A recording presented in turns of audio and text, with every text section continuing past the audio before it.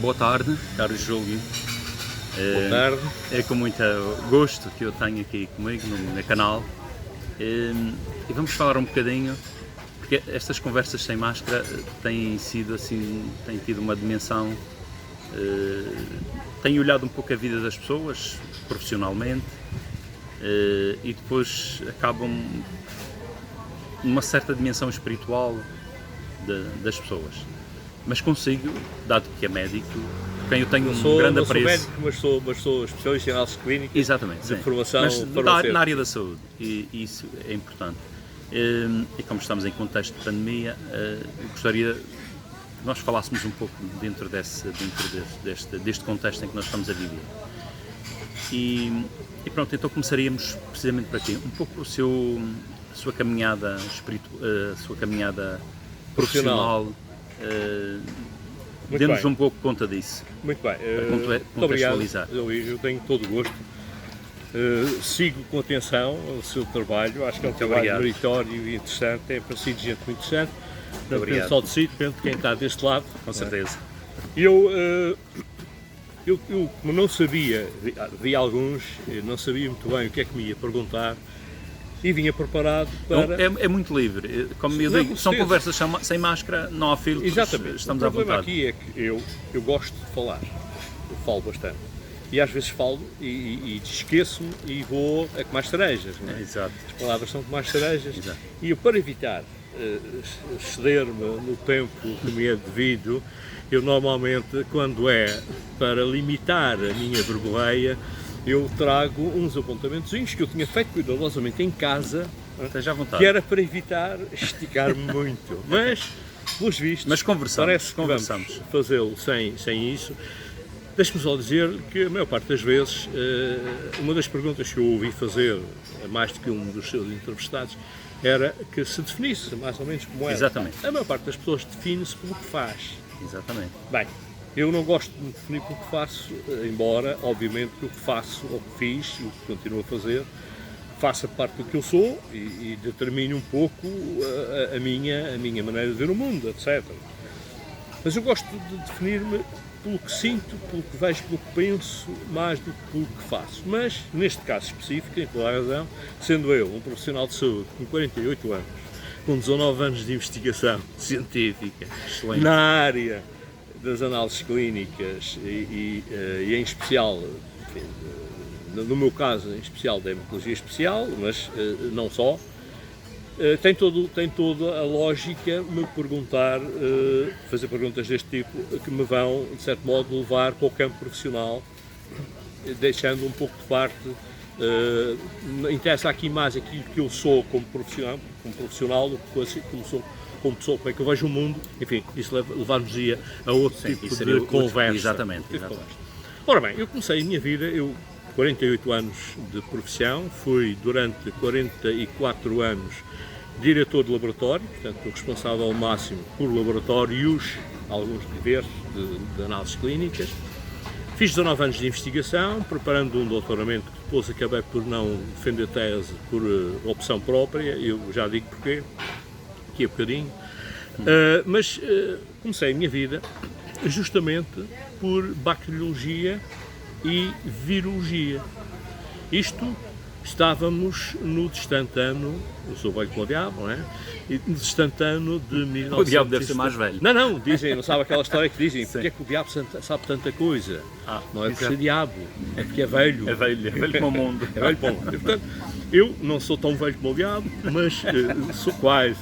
E, portanto, comecei a minha vida profissional em 1972. Bem, trabalhando com gente muito boa, com excelentes profissionais, em especial na área que eu depois me dediquei, fiz, enfim, toda a minha parte de investigação, independentemente depois da fase, enfim, de estar a tomar conta dos serviços por onde passei, porque era diretor de serviço, não é? Mas a parte pessoal da investigação, durante os primeiros anos da minha carreira, preparando a tese, foi feita na área da hematologia especial, portanto, sangue. em especial e concretamente estudando uma componente do sangue que é a hemoglobina, que é uma proteína que faz com que a gente consiga ter oxigênio a circular no nosso corpo, em especial onde é mais preciso, que é no cérebro, mas em todas as células do organismo. E eu, inclusivamente, já lhe contei uma história interessante desse início de carreira e que tinha a ver com antes desta fase atual em que são as máquinas propriamente que trabalham nos laboratórios e os técnicos, de certo modo, limitam-se a controlar a máquina. No tempo em que eu comecei a trabalhar, ainda se fazia muita coisa à mão, ou seja, quase toda a coisa à mão. Basta dizer-lhe que para montar um laboratório precisávamos de ter 5 equipamentos só. Uma centrífuga, um aparelho de leitura, um espectrofotómetro, um banho-maria, um microscópio, enfim, eram coisas muito simples. E o trabalho era feito pelo especialista, que tinha que fazer tudo, inclusivamente teria, em alguns casos, tinha que fazer os próprios reagentes que utilizava para as análises clínicas. E eu apanhei a fase de transição, em que começaram a aparecer os chamados kits, ou seja, os reagentes comerciais, pré-fabricados, que davam muito mais facilidade a quem trabalhava no laboratório do que estar a testar, a fazer os reagentes, era uma situação muito complicada. Exato.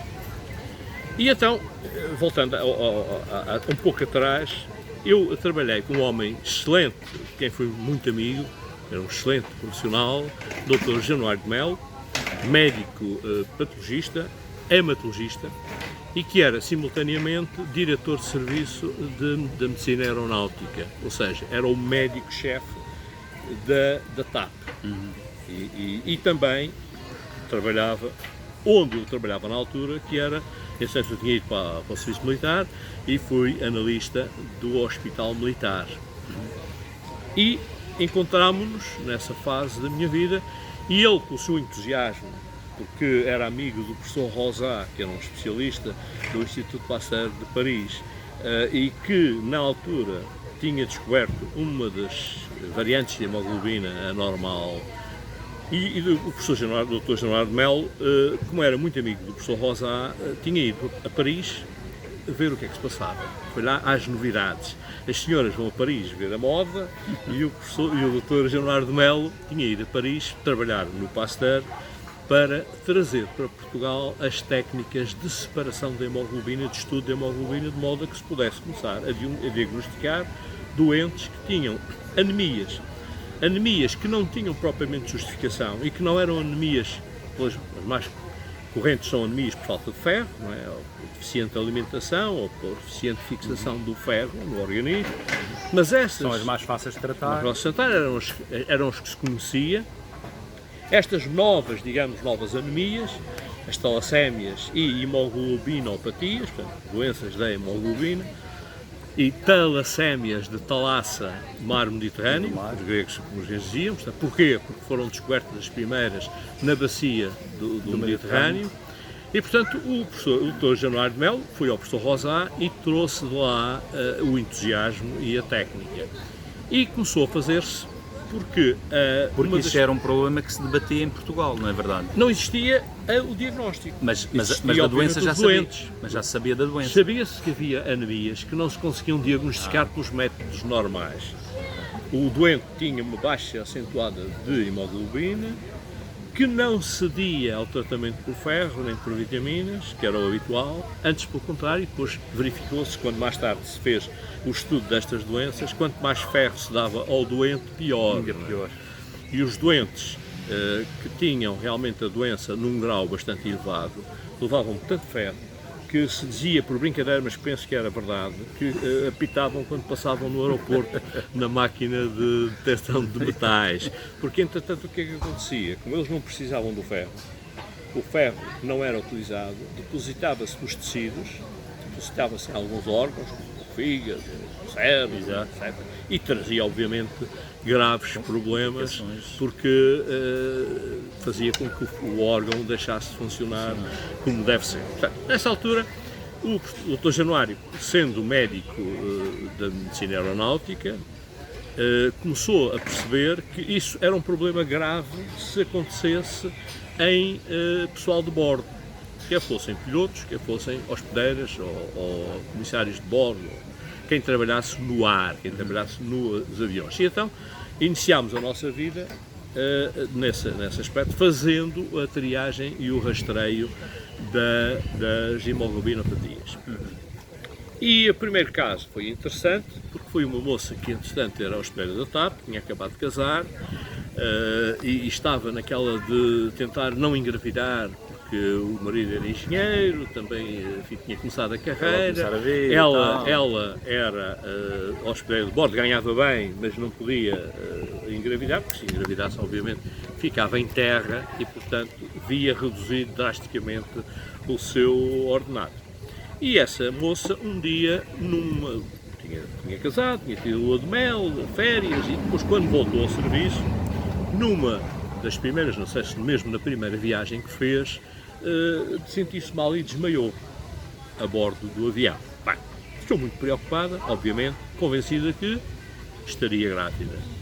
E foi ao Centro de Medicina Aeronáutica falar com o Dr. Januário de Melo e, muito assustada, doutor, eu não sei, provavelmente estarei grávida porque desmaiei. Bem, parênteses, para contar a história com algum picante, nessa altura ainda, os testes de gravidez que se faziam ainda eram muito os clássicos, os antigos, não eram os e muito rudimentares. Muito rudimentares e muito trabalhosos. Exato. E que requeriam animais de laboratório. Requeriam coelhos ou coelhas e sapos femininos, sapas, é assim que se pode dizer. Neste caso seriam coelhas ou sapas. Ou sapas.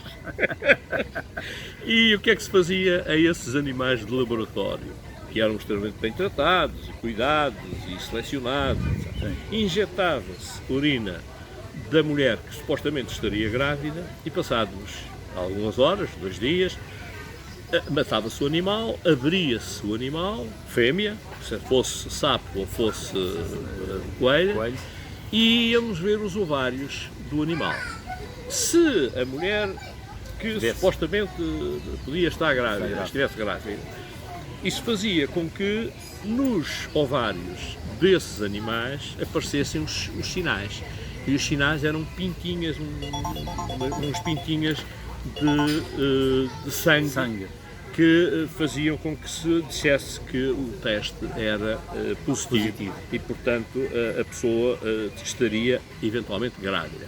Isto era um pouco, enfim, digamos, rudimentar, e o que levava muitas vezes, era um teste complicado, caro, muito complicado, e que só se fazia quando realmente havia qualquer suspeita de que pudesse haver uma gravidez complicada ou por qualquer outra razão que determinasse. Isso implicava um aparato enorme de pessoal, muito trabalho de laboratório, muito trabalho, material e muito trabalho. Uma colheira ali no consultório. Havia os biotérios, onde estavam os animais de laboratórios que eram usados no laboratório. Eu, no início da minha carreira, tive a sorte de, nessa altura, começarem a aparecer os testes já, digamos, comerciais, em que vinham, mais ou menos parecidos com os que temos hoje. Vinham mais complicados, mas basicamente era um doseamento muito da hormona, mais fácil, claro. Era um doseamento da hormona da gravidez, que era feito quimicamente, bioquimicamente, e portanto com muito mais precisão e muito mais rapidez, embora os testes na altura ainda fossem caros, mas pelo menos o modus operandi era diferente, era muito mais fácil e muito mais rápido para dar resultados.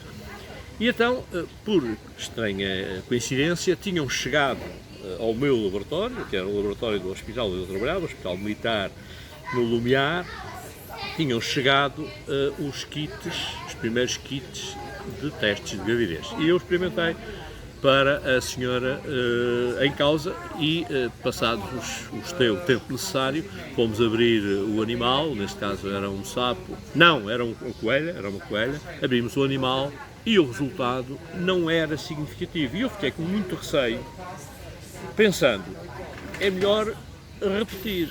Pedi a uma das técnicas de laboratório que garantiu que não estaria mesmo grávida, pedi uma amostra de urina para ter o padrão negativo.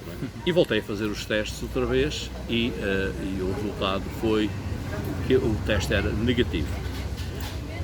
Com estas novas abordagens, com o novo teste comercial, era muito mais fácil de trabalhar. Claro. A senhora não estava grávida, e então, se não estava grávida, porque é que tinha desmaiado?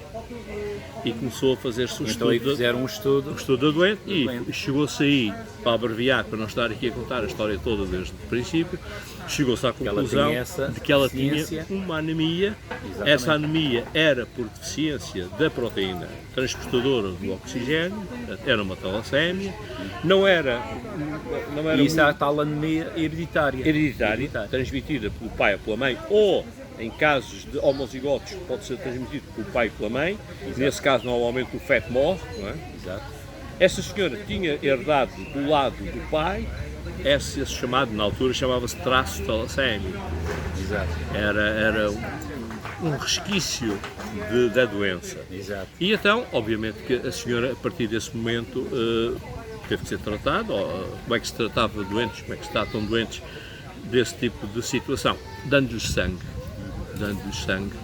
porque eles precisam de hemoglobina que o organismo produz, parte é anormal, portanto não cumpre a sua função de transportar oxigênio e, portanto, é necessário periodicamente, quando há uma baixa significativa de hemoglobina, controlá-lo e repor o nível de... E não há hipótese de curar de uma vez. Não há cura. Não há cura. Fica como doença crónica. Não há cura. Um globo vermelho tem uma vida média de 120 dias, por isso, nos casos mais graves, partindo do princípio que o sangue que se dá à doente é um sangue fresco, temos que estar atentos, porque 120 dias depois, ou por aí, 3 meses, 4 meses, é preciso manter a doente oxigenada. Sim, exatamente. E, portanto, é necessário manter os níveis de hemoglobina, injetando outra quantidade de sangue fresco. Não é? Exatamente. Como é que o Júlio vê isso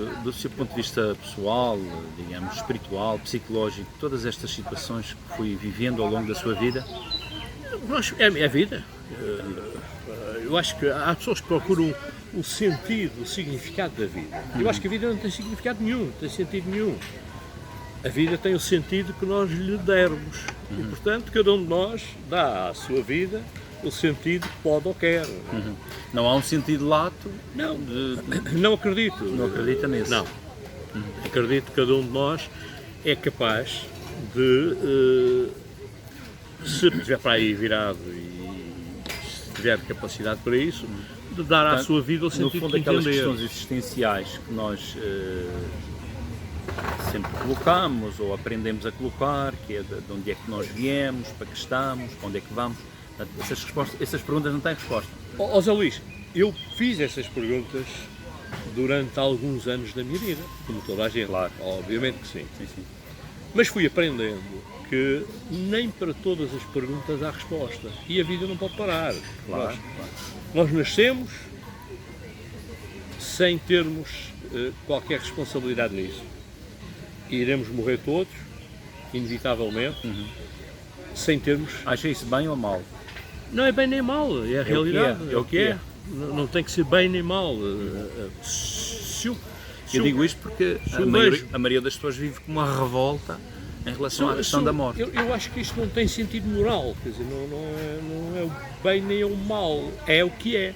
Exatamente. Quer dizer, eu tenho 1,74 m e peso 76 kg, isso que sou, quer dizer, gostaria de ter 1,90 m, olhos verdes, loiro, mas não sou, quer dizer, o que é que me serve agora ficar com problemas existenciais, porque afinal, tenho 76 kg, 1,74 m, olhos castanhos, cabelo meio branco. Exato. O José Júlio, tendo em conta que é um homem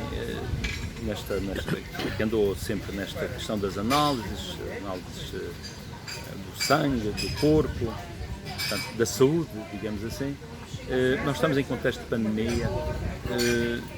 Como é que tem vivido estes dias ou estes tempos? Com bastante intensidade, quer pessoal, quer profissionalmente. Tem vivido com alguma inquietação ou não? Não, inquietação normal, porque estamos a atravessar um período que não é único, de modo nenhum na história, nem é o pior, mas que apareceu num contexto completamente diferente de todas as anteriores pandemias que historicamente temos conhecimento, não é? Obviamente que começou a haver pandemias quando o homem se sedentarizou, não é? Porque quando o homem era caçador-recoletor e andava em bandos pequenos, se aparecesse uma situação em que pudessem ser contaminados, o bando morria, acabava-se e passava por ali. Acabou. Não é? Mas eu acho nós, que quando nós mas não é criámos precisamente as ao cidades- contrário, depois do momento em que começou a circular. Exatamente, não, isso circular não é no sentido que circulava na idade Sim, na idade da antiga, pedra, ou não da sei. pedra, não é? Sim. Circulava no seu território de caça ou de coleção, onde ia buscar o seu Exatamente. alimento, etc.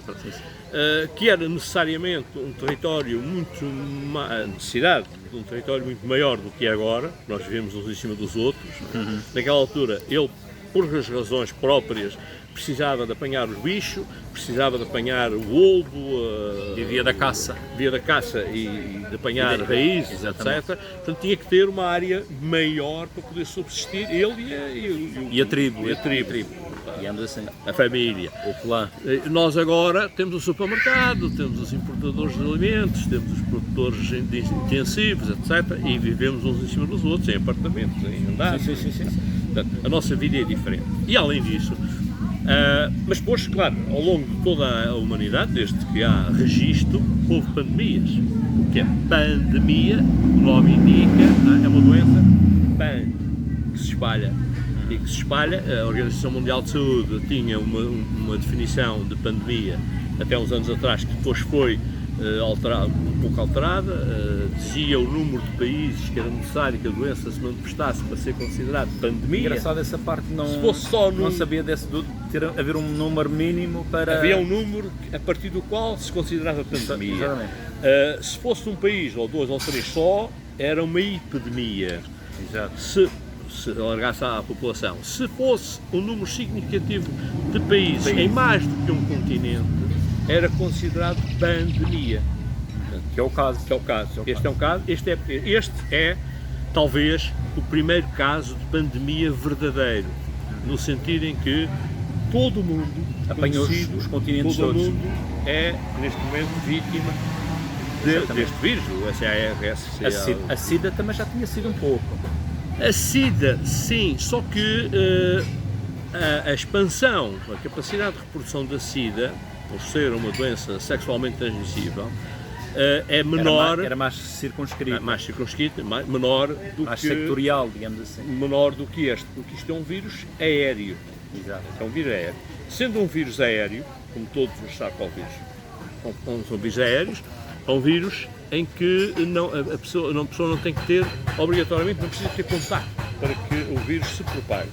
Ora bem, outra coisa que é preciso, muitas vezes as pessoas ouvem falar dos faits relacionados com este tipo de situações, Sempre no meio mas disto tudo emergia uma quantidade de catastrofistas, de otimistas, Como é normal. negacionistas. como é normal, apoiado ou potenciados pela existência Da comunicação. da comunicação social, e não é da comunicação social diários, televisão, Sim, não sei quê. daquela comunicação social tradicional, mas desta moderna, das redes sociais, das redes sociais, tem um impacto muito grande. em que não há responsabilização, em princípio, por De quem diz as coisas. Quem diz as coisas. Isto o que lhe apetecer, e mais, a maior parte das pessoas, há uma grande iliteracia de saúde. Eu, há uns anos, em 2016, tive a oportunidade de passar do que eu chamo do lado de cá para o lado de lá, ou seja, fui adjunto do Secretário Regional da Saúde, pro bono, por causa das confusões, não é? Que não fossem dizer que eu tinha sido comprado ou vendido, não é? Porque eu sou comprável e vendível, Sim, mas ponho o preço alto que é para enfiar Confiar, compra e venda. Portanto, eu fui pro bono, fui assistente, fui adjunto do Secretário Regional da Saúde, e uma das coisas por que eu me bati foi porque nos centros de saúde, que são as entidades da saúde que estão mais próximas das populações, houvesse tempo e possibilidade de se fazer formação às pessoas, de se dar esclarecimentos populacionais. E de responsabilizar as pessoas pela sua própria saúde. Isso é interessante. Que é uma coisa que não se costuma fazer. Exatamente. Nós estamos um pouco a saltar, mas isto é uma conversa, é uma conversa aos saltos, não é? Eu acho que todos nós somos responsáveis pelos nossos animais domésticos, nós somos responsáveis pelo nosso automóvel, nós somos responsáveis até criminalmente por aquilo que fazemos a terceiros, etc. E ninguém nos responsabiliza ou ninguém nos chama a atenção, efetivamente, que somos responsáveis, os primeiros responsáveis pela nossa saúde. Exatamente. O que é que acontece? Eu adoeço, eu pago impostos, eu tenho direito à saúde, a Constituição Portuguesa diz que todos os portugueses têm direito à saúde tendencialmente gratuita e, portanto, eu estou doente, eu estou absolutamente desresponsabilizado e procuro responsabilizar quem está nos sítios de tratamento, ou de acolhimento de doentes, ou segurança social, saúde, etc. Portanto, e isso deve-se, entre outras coisas, a que as pessoas não tenham realmente... As pessoas não são más, as pessoas não são más nem são boas. As pessoas são como são.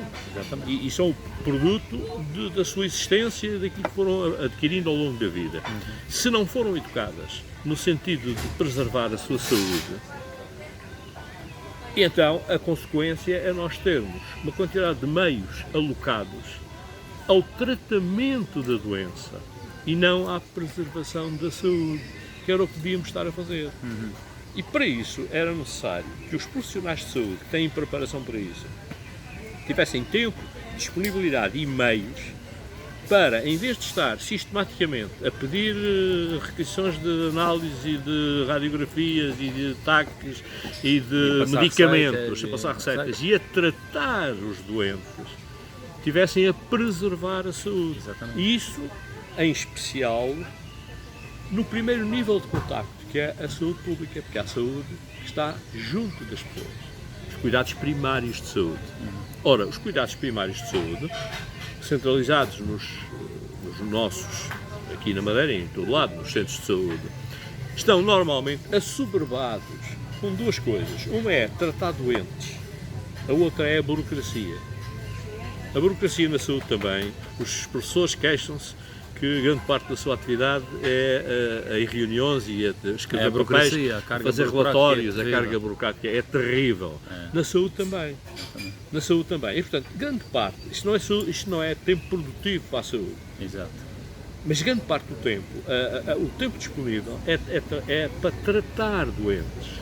Porque quando a pessoa está doente, precisa de ser tratada. Exato. E, portanto, isso é a prioridade. Ou seja, a estrutura não está ainda feita de modo a que esses profissionais possam alocar parte do seu trabalho a preparar as pessoas para não serem doentes, a responsabilizá-las. Se eu fumo 2 ou 3 maços de tabaco por dia, se eu bebo, se eu como indiscriminadamente o que me apetecer, se eu faço a alimentação que quiser, se eu perco noites, se eu faço uma vida que me vai objetivamente levar a adoecer, eu sou o causador da minha doença, pelo menos em parte. O organismo aguenta, tem defesas, mas há uma determinada altura em que já não aguenta mais. E aí aparece a doença. E então eu sou um doente. E como doente eu tenho direito de ser tratado. E aí eu vou assoberbar os serviços de saúde, vou fazer com que apareçam as listas de espera, as situações de demora, as situações em que a pessoa depois se sente maltratada porque não tem a atenção que lhe é devida, ou que ele acha que lhe é devida, e que tem direito porque paga impostos, e tudo isso, em parte, se deve a que a estrutura da doença, a estrutura da saúde, está vocacionada mais para o tratamento do que propriamente para a prevenção. Quando deveria ser, parte substancial, deveria ser alocada a evitar que as pessoas adoecessem. Porque se eu evito que as pessoas adoeçam, eu vou ter menos sobrecarga na saúde, na parte curativa, nos hospitais em especial, e portanto, quem está nos hospitais vai ter mais tempo para tratar melhor aquilo que é preciso ser tratado no hospital.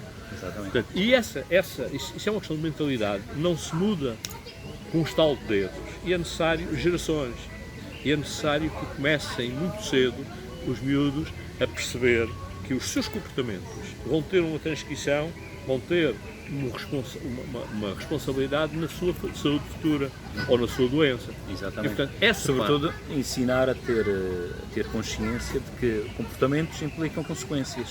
Sempre. E essa Ação, responsabilização reação. devia começar cedo. Ação, reação. Exatamente. Se eu tenho um determinado comportamento reiterado, eu vou ter, obviamente, eu vou ser responsável por isso. E vou ter Em relação a esta pandemia que nós vivemos, quem é que é o culpado disto? Não tem que haver culpados, é engraçado. Vamos generalizar talvez um pouco mais. Não faz mal, não faz mal. Ser culpado e não ser culpado. Eu ali sabe, eu sou ateu e agnóstico.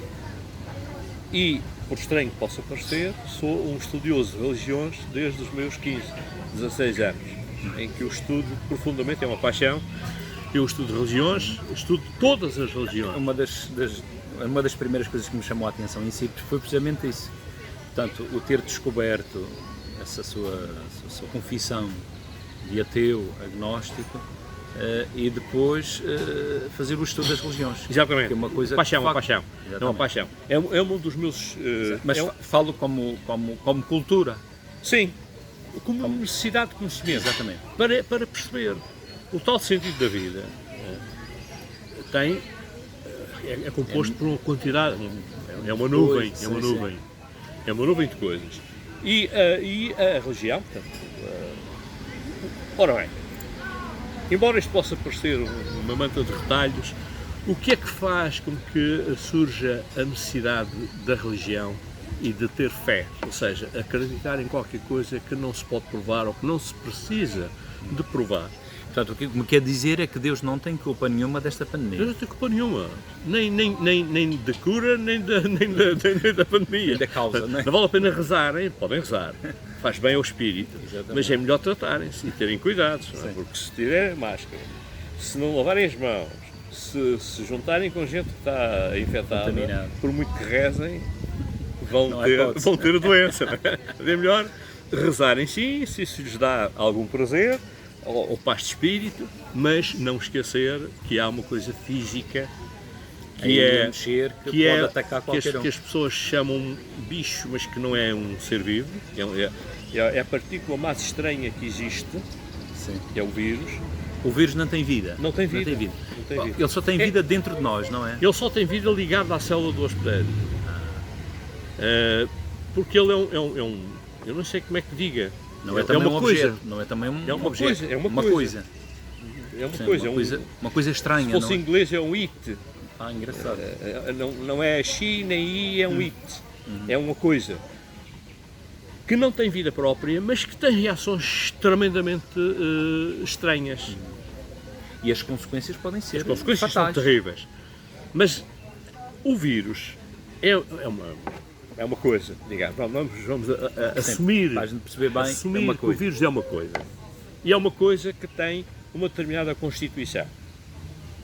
E essa determinada constituição, portanto, digamos, genética, né, é incompleta.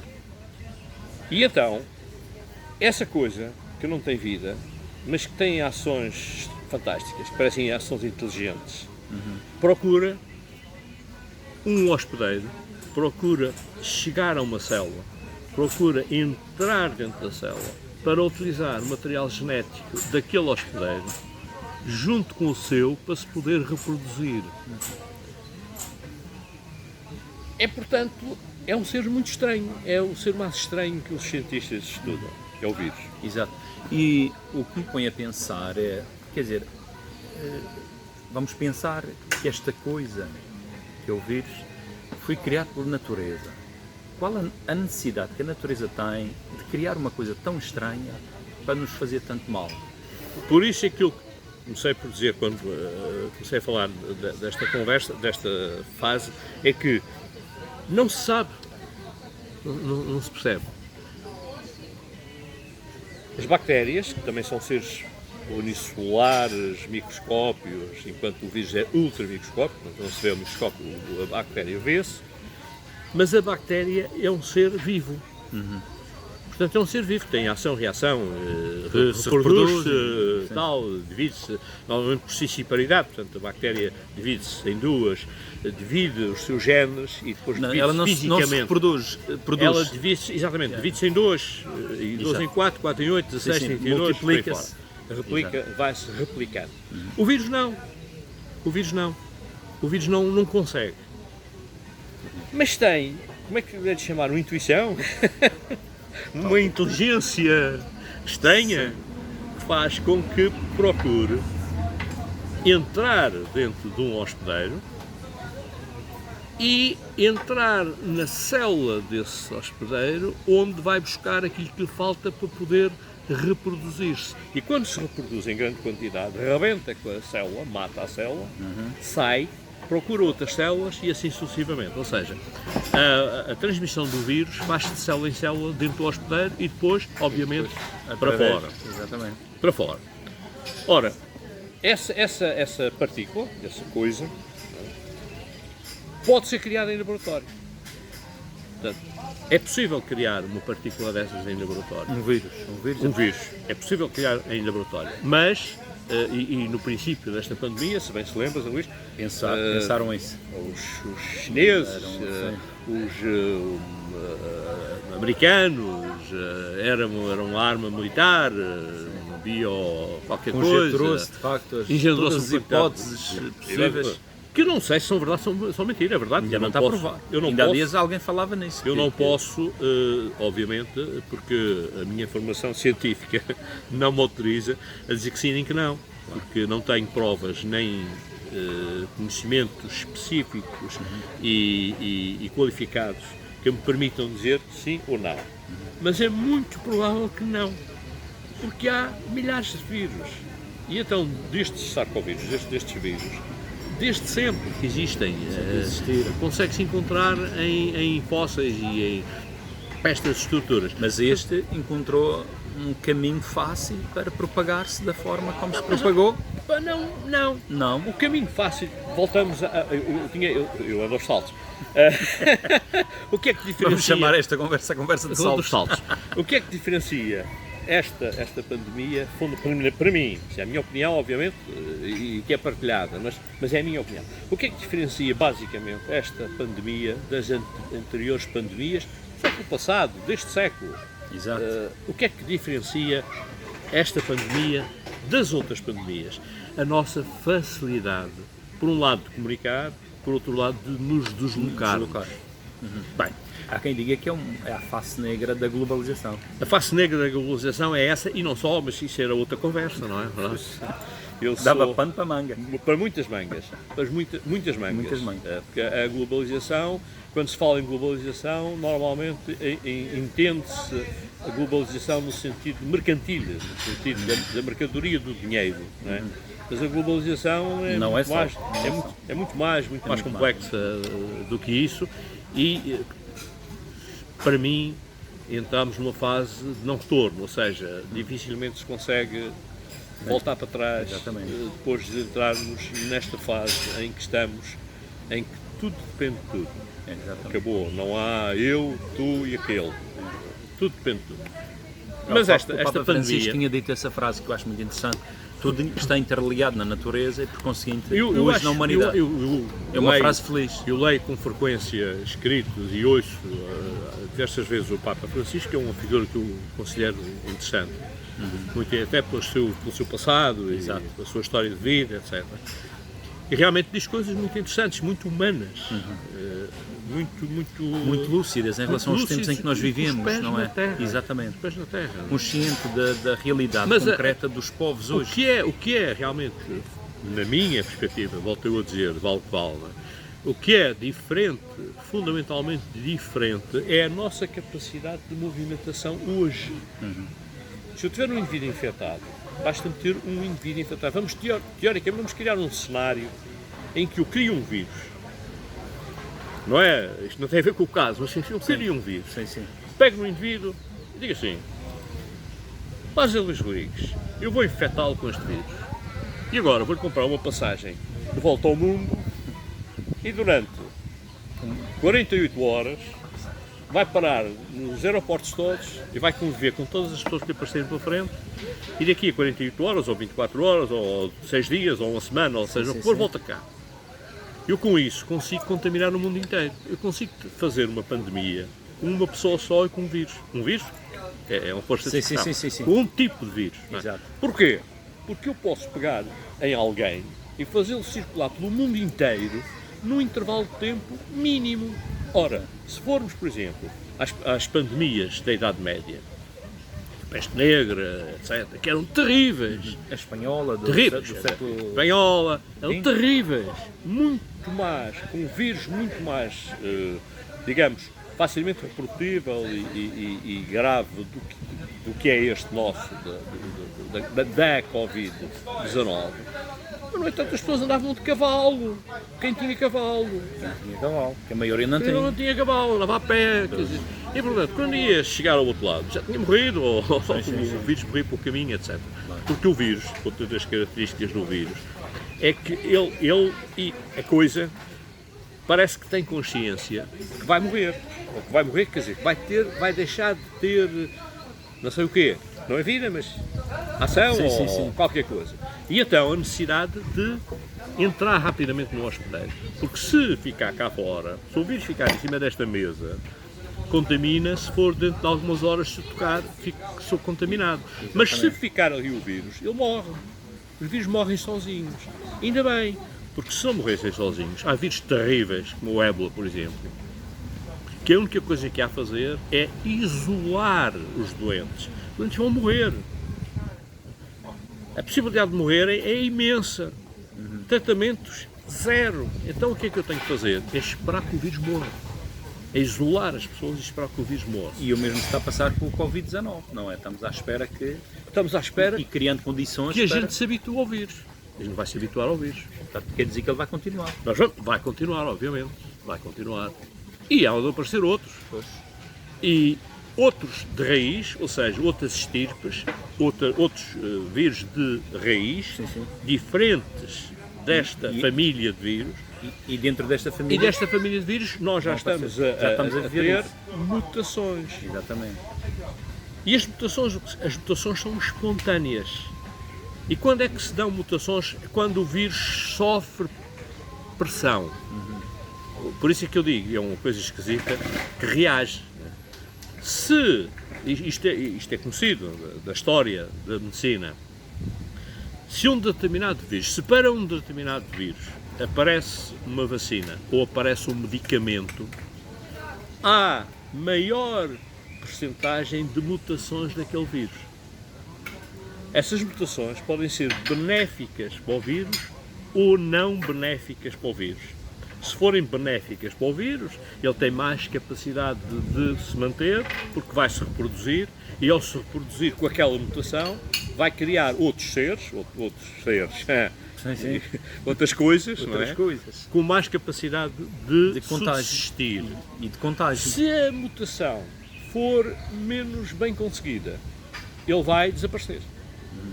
Quando se fala atualmente das mutações brasileira, indiana, inglesa, etc., são mutações bem conseguidas pelo vírus. O vírus teve sorte, não é?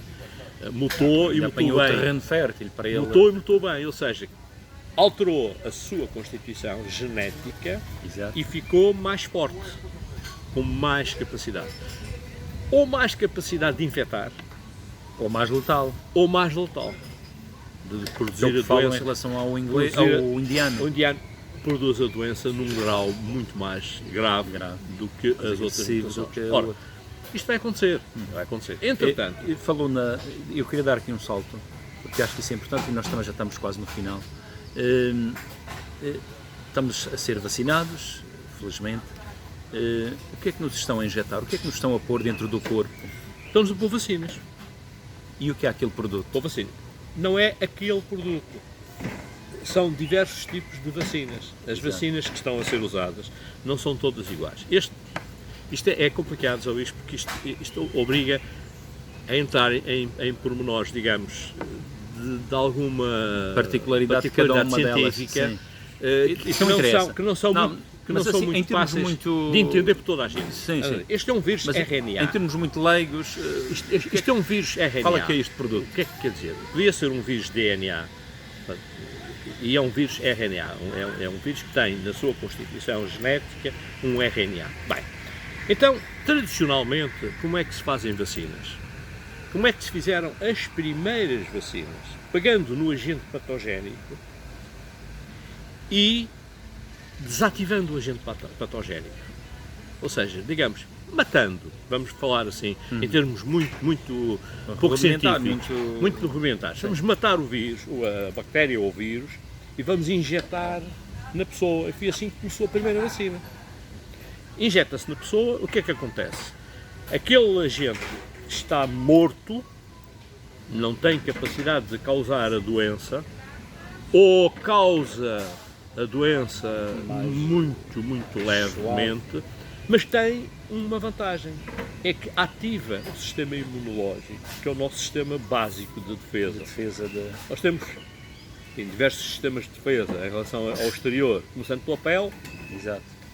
E acabando, ou chegando ao sistema imunológico, que é o sistema básico que produz os falados, atualmente toda a gente está a falar, os anticorpos. Anticorpos, como o nome indica, são anticorpos. Quais são os corpos? Aqueles são antigénios. São os anticorpos agressores de quem entra. Portanto, venham, digamos, contra quem o corpo. entra é o antigénio. Exato. Quem combate é o anticorpo. Exatamente. Bem, então eu vou provocar com esse agente patogénico desativado, não é? Eu vou provocar uma reação do corpo sem ser por doença. Exatamente. Essa reação também se dá quando a pessoa está doente. Exatamente. Só que quando a pessoa está doente, quando a virémia, portanto a quantidade de vírus é substancial, pode acontecer que a nossa resposta imunológica, a nossa defesa orgânica não seja suficiente e então eu posso ir até à morte quando o vírus ou a bactéria suplanta a minha capacidade de defesa. Esse é, digamos, as primeiras vacinas, as mais primitivas.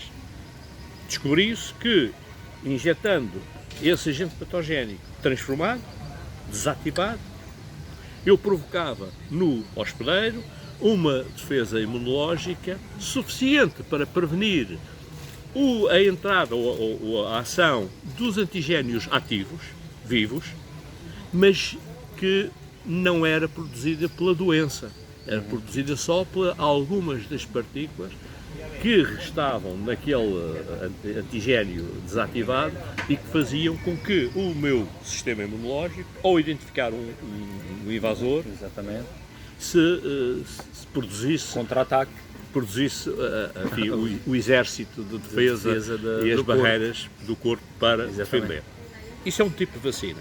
Outro tipo de vacina, mais moderno, mais recente, é pegar, porque agora com a biologia molecular já se consegue sequenciar o ADN, portanto, a sequência genética do invasor, digamos, identificar um bocadinho dessa sequência genética, meia dúzia de bases, que, não sendo capazes de provocar a doença, são capazes também de ativar o sistema imunológico. E esse bocadinho, normalmente, é introduzido por engenharia genética noutro vírus que nós temos uma relação, enfim, normal, não é? Sim. Portanto, injeta-se esse vírus no qual, por engenharia genética, se introduziu esse fragmento do vírus que se quer combater. E, portanto, na mesma, o organismo não é infectado, o vírus que o transporta, o transportador, não é infectante para o ser humano, já não é infectante, ou nunca foi, mas transporta aquele bocadinho. E aquele bocadinho é o suficiente para alertar as defesas e produzir anticorpos. Ou, então, pura e simplesmente, se constroem moléculas que, ao serem introduzidas no organismo, vão fazer exatamente a mesma coisa, que é o que se pretende, que é ativar o sistema imunológico. Portanto, basicamente, há três tipos de vacinas. E há vacinas que vão fazer com que o sítio, o locus onde o vírus entra na célula do hospedeiro seja ocupado. Ou seja, nós viermos aqui à procura destas cadeiras, desta mesa, e tiverem aqui 3 pessoas sentadas, nós ficamos de pé. Não podemos sentar. Claro. Ora, há a possibilidade de atuar no sítio que se conhece onde ele vai ligar-se para entrar, para fazer com que o seu material genético entre dentro da célula, e eu vou ocupar aquele espaço. Curioso. Eu vou ocupar aquele espaço. O vírus chega, Não tem espaço para entrar, morre, vai morrer, não é? Com o tempo. Portanto, basicamente, isto é muito banda desenhada. Não é? Sim, mas é interessante e é importante porque Isto é muito banda desenhada. nós somos todos muito leigos nestas É matérias. muito banda desenhada, eu peço desculpa, mas realmente isto é para toda a gente e portanto, não valia a pena estar aqui a armar, a sem um debitar discurso muito ciência. científico, quer dizer, não se chegava lá. Não valia a pena estar a debitar Mas ciência. o que falta, até nas redes sociais, falta-nos esta dimensão muito à nossa medida, digamos assim, à medida dos cidadãos, para percebermos, de facto, Explicar as coisas com verdade. Exatamente. Com verdade. E um pouco dentro da linguagem daquilo que as pessoas Sem percebem, induzir o quer dizer. pânico, mas também sem esconder. Exatamente. Sem esconder. Porque se eu induzo o pânico, eu vou criar situações complicadas. Sim, não tem acontecido. não tem há acontecido. razão para isso. Eu penso que houve uma fase, e é natural que houvesse, isto não é crítica, isto é, digamos, observação da realidade. Sim, sim. Houve uma fase, há uns meses atrás, em que quem tinha a necessidade e a obrigação, os governos, portanto, as autoridades, que tinham a necessidade e a obrigação de impedir que isto se tornasse realmente uma grande catástrofe, utilizaram métodos de certo modo, assustar as pessoas, pensando que assim conseguiam refriar. O que é que aconteceu? Obviamente que não se ia morrendo da doença, Sim. ia-se morrendo da cura, não é? Pois, isto trouxe outras pandemias. Trouxe outras pandemias que vamos apanhá-las agora, Exatamente. nos próximos anos, e não vão ser fáceis. Exatamente. Eu, em um ano e tal atrás, Mas se nós no tivermos princípio saúde, da pandemia, eu costumo dizer, a saúde é o principal. Se nós tivermos Exatamente. saúde, vamos tudo se conseguir vence. lá chegar. É isso que importa. Eu lembro-me que escrevi logo no princípio da pandemia e fui muito criticado por colegas da saúde. Dizia, parece impossível, todo um homem da saúde fazer uma coisa. Eu disse, esta pandemia é grave no aspecto de saúde pública. E estávamos no princípio da pandemia. É grave no aspecto de saúde pública, mas já vai ser mais grave no aspecto económico. E eu, na altura, penso que dizia que era 60% de economia e 40% de saúde pública. Sim, mas E que, provavelmente será e que a mais. economia ia matar mais Pois. do que a saúde pública. Ora, é mais fácil, neste momento, contabilizarmos os mortos por Covid Do que do que os que já aconteceram e por causa podem da acontecer, economia. porque a economia, e não é só a economia no sentido do mercado, é eu ou alocar todos os meus meios de diagnóstico, de tratamento e de prevenção à pandemia, eu estou obrigatoriamente e necessariamente a não... A desviar as atenções de outras patologias também merecem e precisavam de atenção. não deixaram de existir. Exatamente. Por outro lado, o medo das pessoas, o medo dos doentes, neste caso, de ir ao hospital ou de ir ao centro de saúde, que eu estou doente, mas se eu for lá posso morrer. Posso apanhar o raio do vírus e então ninguém me... Vou morrer, então não vou. Não vou ficar aqui, vou-me aguentar com a minha doença e tal. Está a acontecer, infelizmente está a acontecer situações em que o estadio de desenvolvimento das doenças crónicas ou crónicas com fases de agudização ou situações que se arrastavam e que estavam mais ou menos controladas, deixaram de estar. Claro. Deixaram de estar. E o Zé Luís perguntaria naquela sua lógica judaico-cristã. E de quem é a culpa? Não é que eu tenho interesse em saber quem são os Não, culpados, não, mas ó, no sentido Luís, é verdade, que uma pergunta assim, banal, mas isso as pessoas é o que colocam. toda a gente pergunta. Exatamente, E exatamente. de quem é a culpa? Bem, a culpa não é de ninguém. Não é de ninguém. É o que é, é o que é.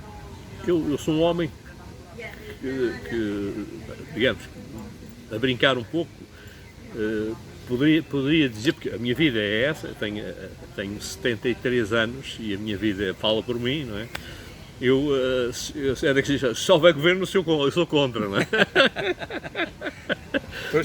Mas neste caso, eu penso que os governos fizeram o melhor que podiam com a informação que tinham e com os meios que tinham, com a sua capacidade de intervenção. E há uma coisa que é um dito popular, que é quem tem cu tem medo, não é?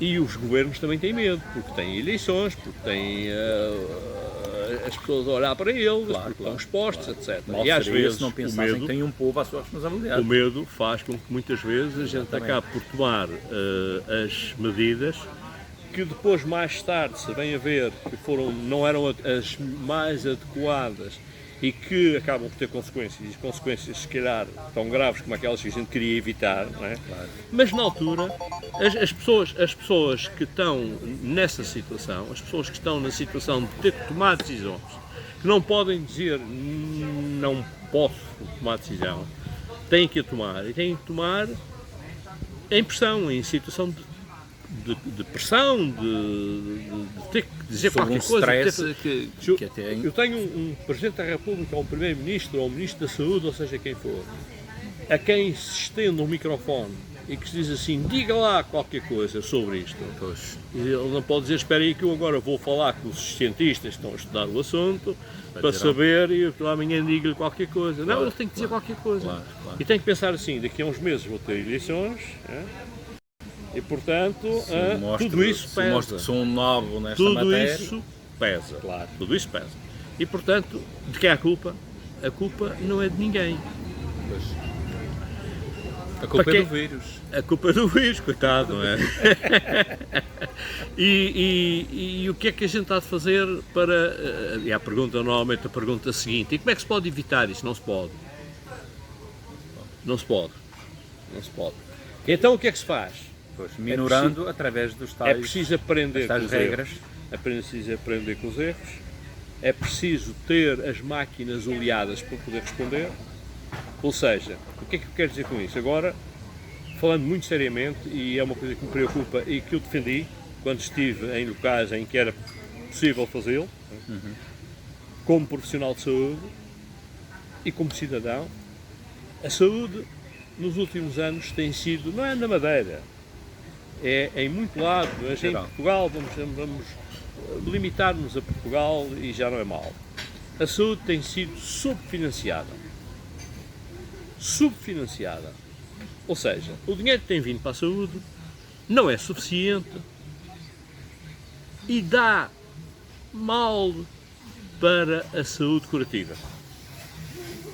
Não dá, nem permite tempo, Para a nem saúde meios preventiva. para a saúde preventiva.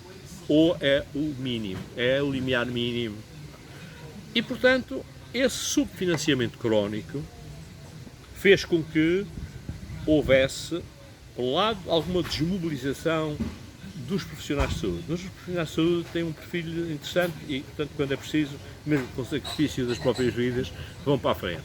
E têm demonstrado. Demonstrado nesta pandemia. Mas esse subfinanciamento crónico da saúde fez com que os meios que eram necessários ter em prevenção, ter preparados para agir rapidamente numa situação deste tipo, não estivessem devidamente preparados para isso. E, portanto, o que é que aconteceu? Houve que criar à pressa meios para poder responder. E esses meios, com essa circunstância, o que é que aconteceu? Duas coisas. Primeiro, a resposta não foi tão rápida como poderia ter sido. Depois, a resposta não foi tão boa como poderia ter sido, porque não é de um dia para o outro que arranje, por exemplo, 1000 equipamentos de respiração assistida. Claro. Ou 2000, ou 50.000. Claro. Porque não há. Nem sequer os fabricantes têm a capacidade de os fazer de um dia para o outro. E depois há o endividamento que é necessário para suprir essa lacuna, para suprir esse gap entre aquilo que devia ser e aquilo que era. A realidade da saúde e aquilo que devia ser teoricamente. Portanto, e a tal história também o povo diz, quem é pobre gasta mais dinheiro. Não é? Porquê? Porque é preciso de repente, é preciso a todo custo, e a situação está à porta. Tem e eu uma emergência, tenho tem que que fazer, ser, e tem que ter não me resposta interessa, emergente, e não me isso é interessa ficar a dever, eu vou ficar a dever. E vou me endividar, que é o que está a acontecer aos países. Não é Portugal, É geral. é grande parte dos países. Os países que tinham uma estrutura mais bem organizada, que estavam mais preparados, obviamente tiveram resultados diferentes. Há experiências diferentes, mas a grande maioria dos países, aconteceu-lhe um pouco isto. Embora se possa dizer claramente, ninguém pode estar 100% preparado para a pandemia. Ninguém. Não é possível. Mas há diversos graus entre o não estar e o estar completamente preparado. Não é? E aconteceu isso. Se formos ver, por exemplo, o Brasil, se formos ver a Suécia, são Os casos Estados Unidos completamente diferentes. uma primeira Os fase. Estados Unidos, pela sua estrutura de saúde e pela situação em que estavam, com o Trump no Politicamente, poder, sim, etc. sim, sim. França, por outras razões, pelas comunidades imigrantes. E se formos ver, por exemplo, comparando a França com a Alemanha, foram respostas diferentes. Isto para não falar em Portugal, nós estamos cá. Claro, Vamos claro. vamos assumir que fizemos o melhor que podíamos e vamos deixar que as coisas corram, esperar que as coisas corram, ter fé, que as coisas corram bem, não é? É isso que importa. Muito bem, muito obrigado. Foi Nada, um prazer, Luís, foi um gostei prazer. imenso. Sobretudo numa área em que toca muito aos cidadãos neste momento, que é a área da saúde. Interessava-me ouvir alguém que nos desse algumas explicações relativamente a estas matérias, porque de facto Eu peço desculpa. há muita informação. Eu peço desculpa a Mas quem nos resta vê saber. e ouve, ou quem nos vai ver e ouvir. Realmente, desta um pouco atabalhoada exposição, saltámos, em vez de sem máscara, fui aos saltos. Exato, era com essa intenção. E eu realmente tentei não dar um cariz muito técnico. Não era isso que interessava Não era mesmo. isto que pretendia, Ok. mas sim, enfim, responder aos anseios, às Ok. dúvidas, aos medos. Aos medos, que Muito. há muitos. Exatamente. Muito obrigado.